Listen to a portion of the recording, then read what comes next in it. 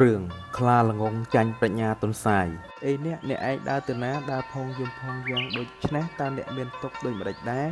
បុរសនោះរាយរាប់ប្រាប់ទន្សាយសពប្រការតាមហេតុទាំងអស់ដែលបានកើតឡើងទន្សាយក៏បានឆ្លើយតបទៅវិញថា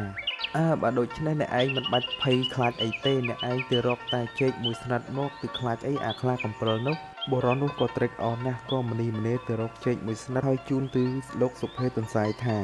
នេះចេកលោកទន្សាយខ្ញុំជូនលោកឲ្យតែលោកសុភេជួយខ្ញុំឲ្យរួចជីវិតផងចុះបន្តិចទៀតខ្លានឹងវាមករកខ្ញុំស៊ីហើយសុភេទន្សាយក៏និយាយប្រាប់បរិសនោះថាអ្នកឯងទៅជាមួយយើងមើលអាខ្លានោះឲ្យជាក់រួចសុភេទន្សាយរកមើលដំបូកមួយយ៉ាងខ្ពស់រួចឡើងខ្ញុំនឹងឡើងលើដំបូកនេះដើម្បីងាយស្រួលមើលឲ្យបានឆ្ងាយឯលោកទៅរកកន្លែងគួរសមដើម្បីលាក់ខ្លួនចោះអាខ្លាចាំបរិសនោះយូរពេកក៏ប្រាថ្នាតាមស៊ីទាំងពីរអ្នកប្តីប្រពន្ធខុសសន្យា2លើកហើយហើយអញខឹងណាស់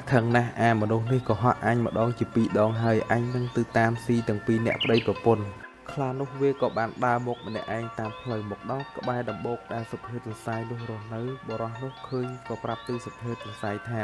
វាមកជិតដល់ហើយលោកសុភេទន្សាយកុំមកទុកឲ្យវាមកជិតដល់សិនទៅខ្លាដើរមកកាន់តែជិតសុភេទន្សាយពុំជែកមួយក្នុងមាត់ហើយស្រែកក្រហមឡើងថាហេស៊ីខ្លា5មិនស្កម្មផ្ទៃបើបានស៊ីខ្លាមួយទៀតមិនដឹងល្អយ៉ាងណាទេស៊ីខ្លា5មិនស្កម្មផ្ទៃសត្វអីចេះក្រហមម្ដងហើយម្ដងទៀតយ៉ាងទួនហោបើបានស៊ីខ្លាមួយទៀតឡើងបំពង់កមិនដឹងស្រួលខ្លួនប៉ុណ្ណាទេ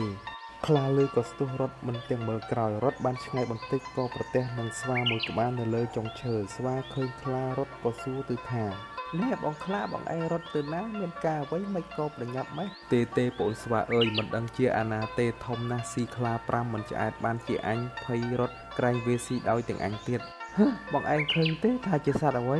ទេឮតែសំឡេងវាតែប៉ុណ្ណោះស្វាក៏សួរទៀតថានោះត្រង់ណាដែរបងខ្លា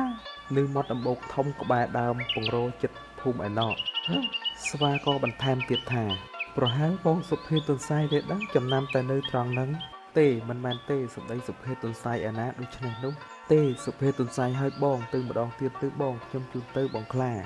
លាមិនព្រមទៅក៏និយាយប្រកែកថាទេបងស្វាក្រែងតែដល់នងបងស្វាឯងភ័យរត់ឡើងដើមឈើបាត់សល់តែខ្ញុំមិនស្លាប់ហើយទេហើយ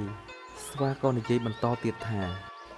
បើបងឯងខ្លាចខ្ញុំរត់ចោលខ្ញុំចងកន្ទុយខ្ចប់គ្នាតែម្ដងទៅខ្ញុំឡើងដើមឈើឯណារួចបើបងឯងចងខ្ចប់កន្ទុយនឹងខ្ញុំហើយនឹង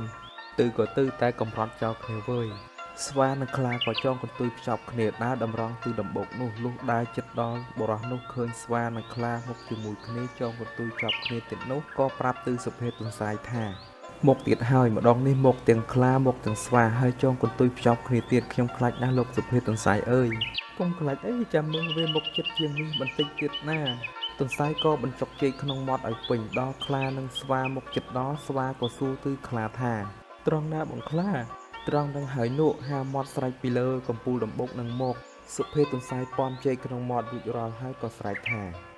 អាស្វាក្រញាញ់ចំពាក់បំណុលអញ 4-5 ឆ្នាំហើយមិនព្រមសងដឹកអាខ្លាសង្គមនេះមកទៀតមកចង់ស្កាត់កងដោះបំណុលហើយមើលទៅមើលមេយិតអាស្វានេះទៅទេបងខ្លាមិនពិតទេខ្លាឮដូច្នេះក៏ស្ទុះរត់ទៅស្វាខាត់ក៏ពុំស្ដាប់បងខ្លាជប់សិនបងខ្លាឈប់បងហើយខ្លាក៏គិតក្នុងចិត្តថាអាស្វានេះវានាំអញមកកាត់បំណុលវាតាបងខ្លាជប់សិនបងខ្លាខ្ញុំឈឺណាស់បងស្វាឈឺបងអញមិនឈប់ទេស្វាគិតក្នុងចិត្តថាអាស្វានឹងវាយកអញមកដោះបំណុលវាតាបានវាខំនិយាយនឹងអញយ៉ាងនេះខ្លារត់ទៅឆ្ងាយដល់ស្វាក៏កាត់ឈើនឹងដីស្លាប់ខ្លួនបាត់ទៅដោយពាក្យចាស់ពោលថាអណ្ដាតជាអាចកន្លងបានសពទុកផងក៏ព្រោះអណ្ដាតសូមអរគុណសម្រាប់ការតាមដានទស្សនាតាំងពីដើមរហូតដល់ចប់សូមអរគុណ